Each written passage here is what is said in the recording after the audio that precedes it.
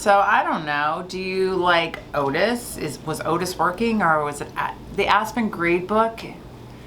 So there are a lot of things about Aspen, right? And Aspen likes to have a lot of the add-ons, and we have to find the budget for that. I don't know what budget line I would pull to add the add-on for Aspen to be able to do that for your grading.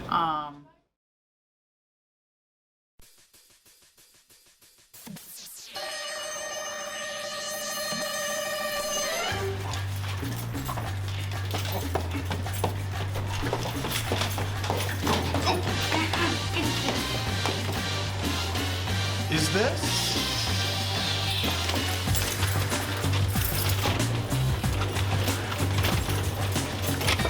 We're in.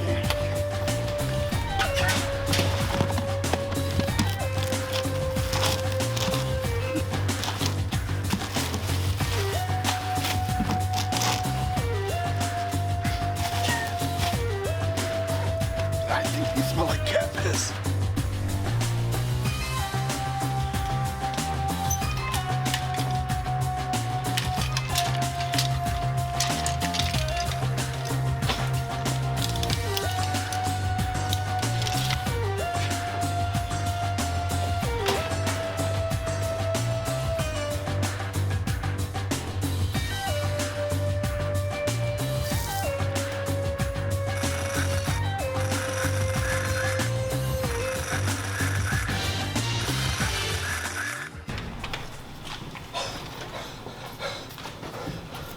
We did it.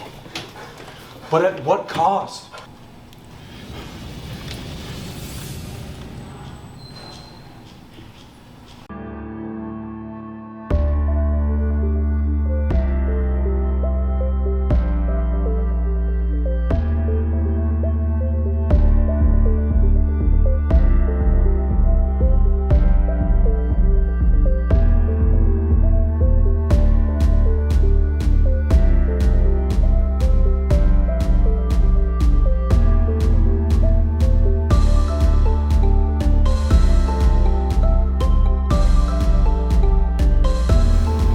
Lucy, and welcome back to the Transcript. This week, the Transcript looks into the Massachusetts Teen Book Award, checks out the local skating community, investigates the Main Street redesign, we visit the Taste of Northampton, and Hamped Up talks football. Severe flooding in Libya, caused by dam failures, has led to a devastating disaster with thousands confirmed dead and many more missing.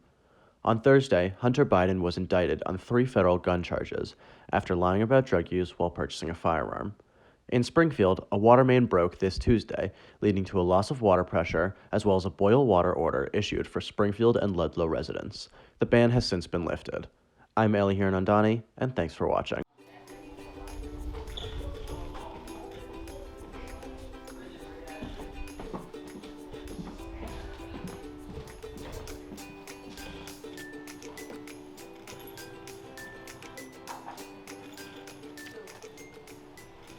22 books were nominated earlier this year for the Massachusetts Teen Choice Book Award. This award is a cooperative project between the Massachusetts School Library Association and the Massachusetts Library Association. This award is the only award in the Bay State that allows students across the grades 7 and 12th to vote on their favorite book from a list of nominees. Voting on these books opened on September 1st and continues to be open until September 22nd. Today, we spoke to the chair of the selection committee and the NHS librarian about the award and what it means. The Massachusetts Teen Choice Book Award is an initiative that was put together by librarians from high schools and middle schools across Massachusetts. And the intention was to identify something that was particularly important to us as we started to put this together. And with the planning committee was that we really gave Massachusetts teens voice and choice. So we're curating a list of the best stuff out there, but we ultimately wanted kids to be able to vote on it. It's a great substitute for summer reading, which we don't have an actual summer reading program right now. The list gets announced in March. It's a great collection of newer titles specifically written for teen and young adult audiences. Significance of the award.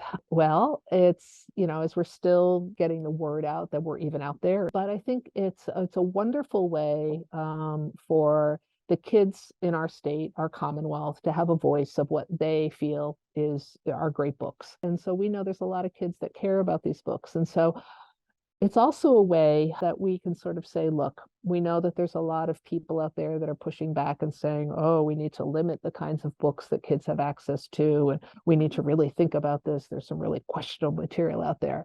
But as an award, we want to say, we want to uplift and we want to recognize some of these wonderful examples, and we want to get the word directly to teens, because to sort of say, look, you can choose these books, you can access them. They have wonderful messages for you. They have stories that are important and relevant to your life. I actually have read or listened to now 8 different books on the list, and they're all amazing. There's graphic novels, so it's just a way to highlight some of the books that we do have, and to increase our collection. So once the list is announced, I try to always order all the books that are on the list. They're also available in Sora, which is where we get our ebooks and audiobooks. So if you prefer to read that or listen, that's a great way to access them as well. You only need to have read one book to vote, and you can vote here. Or there's a QR code, but there's also have ballots available, and you only get to vote once. And again, it's open to teens all across the state. Doesn't matter what school you go to, if you're homeschooled. So it's just a way to get people to read new books. Thank you so much for watching. Make sure you cast your vote on your favorite book through the Massachusetts Teen Choice Award website or by paper ballot through the NHS library. The $20 million redesign of Northampton's Main Street, which began in 2020, named Picture Main Street, has reached 25% completion. Subsequently, the design for the project has been unveiled. The current plan envisions 3 travel lanes and widened sidewalks to provide more room for seating and leisure. In addition, protected bike lanes will be added throughout the entire project area, stretching from West and Elm Street to Market and Holly Street. An estimated 18% of all on-street parking will be removed, and drivers entering the downtown area can expect significant delays. We spoke to local businesses and residents, as well as Carolyn Mish, the Director of Planning and Sustainability for Northampton, to better understand how these changes will impact our local economy and community. How will our business be affected during and after construction? It's going to affect our business in a very, very negative way. The construction's supposed to last 3 years. And I think what's going to happen is that a lot of customers and restaurant eaters will bypass Main Street as quickly and as best as they can to avoid the construction. I understand why a lot of businesses downtown would probably be wary of this plan, because it's huge. It's a big sort of tearing up of downtown, and it's going to take some time, several years apparently. And in the short term, that's going to cause a lot of disruption to business, which is not good. But then again, projects have to disrupt things first before they can offer what they have to offer you. Any kind of improvement for pedestrians is great.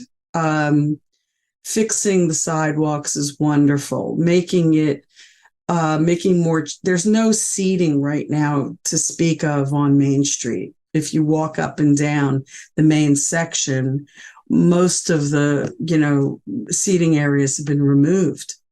It'd be nice to see those come back and be there for people that are, enjoying Main Street.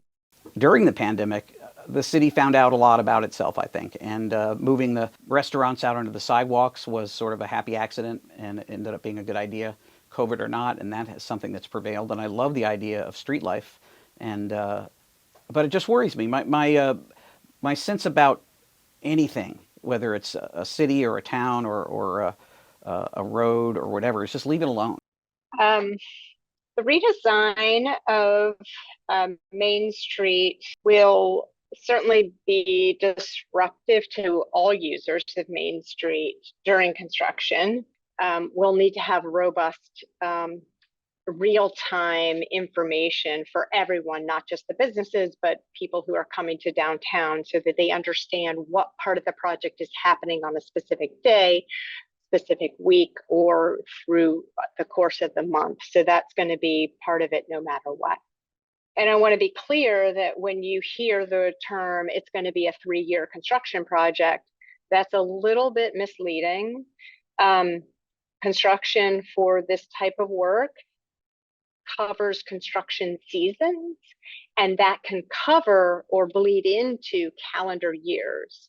But the construction season is between, let's say, April and November of any given year. And so we anticipate, the conservative anticipation is that this construction project will take place across 3 different construction seasons, but that doesn't mean that the road is torn up for 3 full years. As somebody that lives in Northampton, I live downtown, of course my life will be affected by the construction, but I can handle it. I mean, I've lived in cities before. I've lived in Boston and Los Angeles, and I've lived near places that are under construction. And if this goes well, I can put up with it. I'm not going to be a NIMBY. It'll interrupt my convenience. It'll probably alter my routine. I'll have to take different routes. But if it's going to be something awesome, I'm into it. But I'm a little wary of the bike paths going down either side of the street. And you can park your bikes down at the bottom of the street and walk into town. Construction is planned to start in 2025 and take 3 years to complete. For a detailed interactive view, visit the link below. Thanks for watching.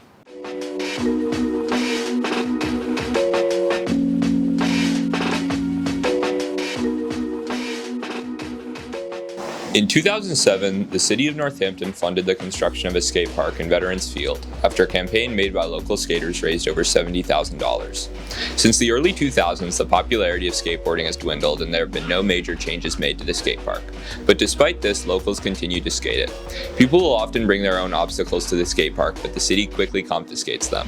Another spot in Northampton skaters frequent is the skate shop Theory. Theory opened its doors in 2010 in a different location but currently resides on Main Street. Theory offers various skate and snowboard parts along with shoes and apparel commonly worn by skaters. I've been working here since probably I was 16 years old, on and off, and yeah, I moved away for like 7.5 years, so just started working here a month ago. I think that one of the major things that Theory brings to the table for the skate community is sort of like a place for everybody to connect, and it's like common grounds for everybody. All the local skaters that come get out of school and stuff, they have somewhere to go meet up and get all the stuff they need, and see some positive type role models in the skate community to look up to or try to be like. And so another thing that Theory does too is they host a bunch of events over at the skate parks, and they'll do participate in stuff like the sidewalk sale and a bunch of other stuff that benefits for kids that pass away, or benefits for programs that are provided for kids for after school stuff. So they're involved in a lot of stuff. I think I've been skating for around 3 years at this point. The Northampton skate park is a pretty good skate park. A lot of people sort of don't like it, but a lot of people also really like it, and it's the skate park that I go to the most because I live here, and overall I would say it's pretty good.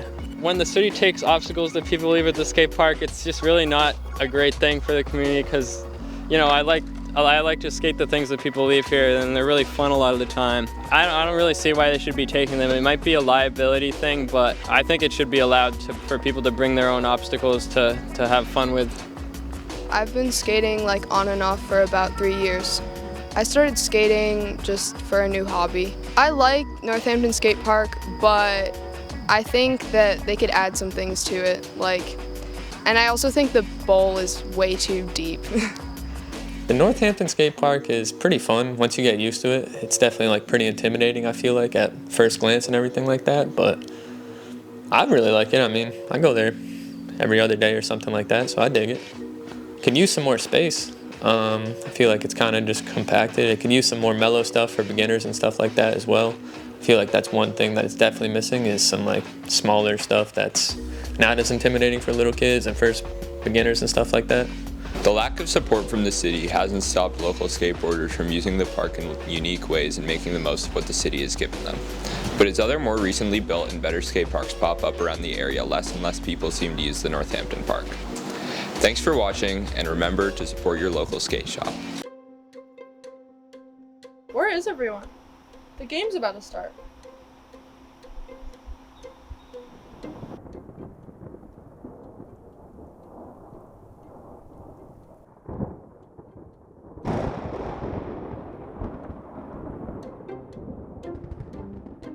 Y'all ready for this?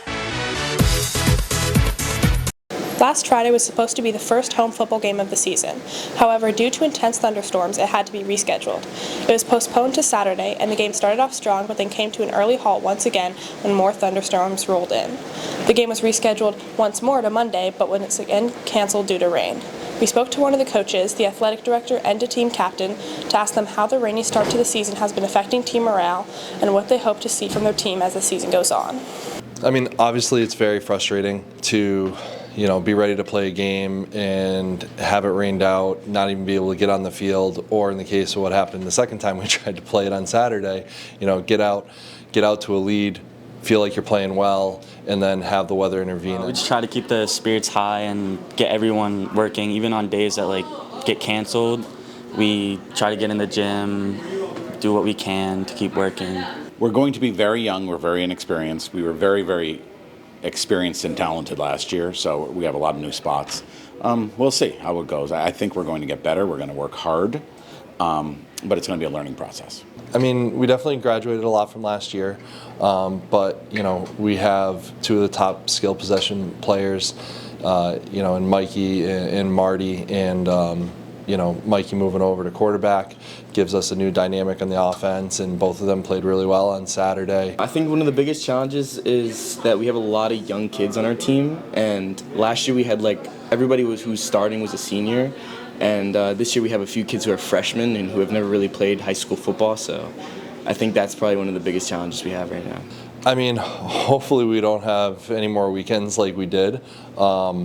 Tomorrow is another day that you're supposed to get a lot of rain, and then it's supposed to dry out for a little bit. But September, October, it's hurricane season. Sometimes you get the effects of that that come up the coast. And, I think we just have to cross our fingers and hope that whatever we do get is something we can play through.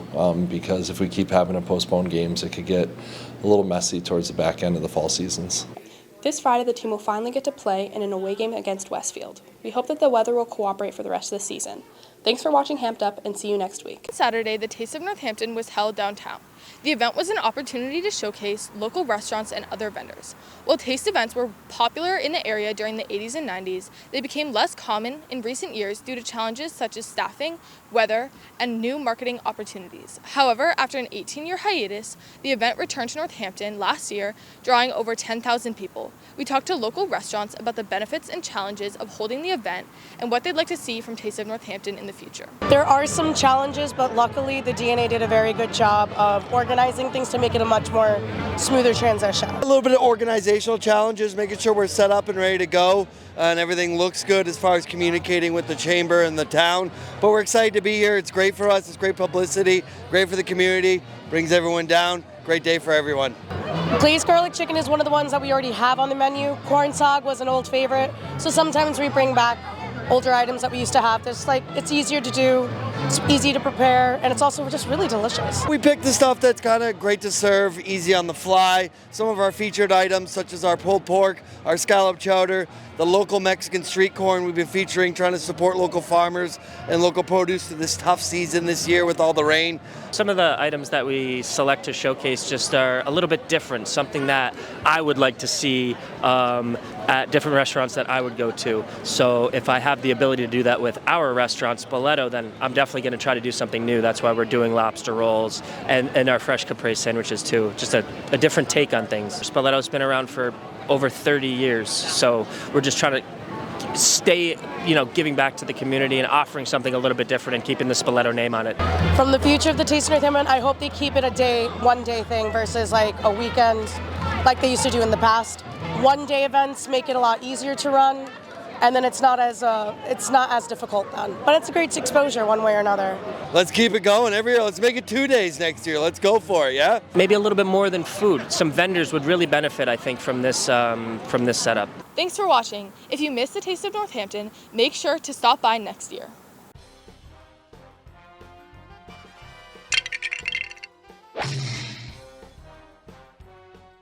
Oh my god, where am I? Hey you! Who's there and who said that? Oh, for crying out loud, look over here, you pig!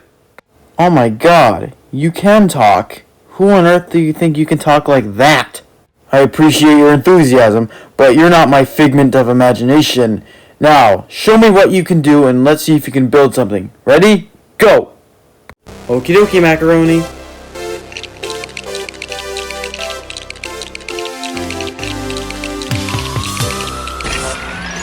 Finito! Ha ha ha ha! You seriously think you can make an ice cream truck to stop me? Ha! Assassins! Oh no, I think this thing is wearing off. Thank God that is over.